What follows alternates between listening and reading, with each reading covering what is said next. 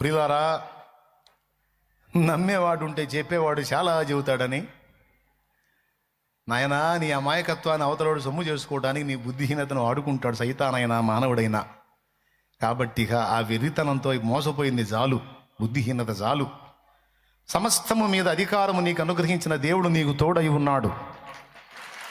పనికిమాలిన గుడ్డి శాస్త్రాలను నిజమని భ్రమించి మోసపోయింది చాలు చాలు చాలు, ఇంకొద్దు చాలు చాలు, ఇంకొద్దు. వాటిని ఫాలో అయినంత కాలం నాశనం అయ్యాం, ఇబ్బంది పడ్డాం.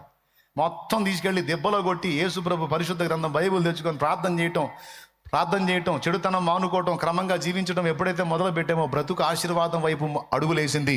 ఆ రోజు నుంచి ఈ రోజు దాకా దాదాపు 24 సంవత్సరాలు దేవుని కృపలో వర్ధిల్లుతా ఆయన ఆనందాన్ని అనుభవిస్తూ ఉన్నాం.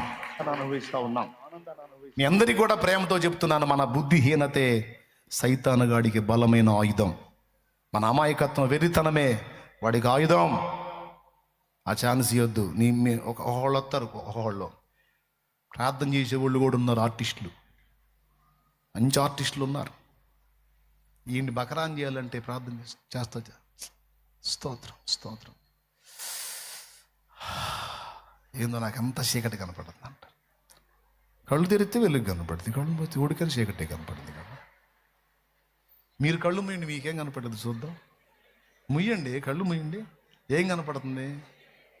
కళ్ళు తెరు. పాట పాడాడు, కన్ను తెరిస్తే వెలుగురా, కన్ను మూస్తే చీకటి.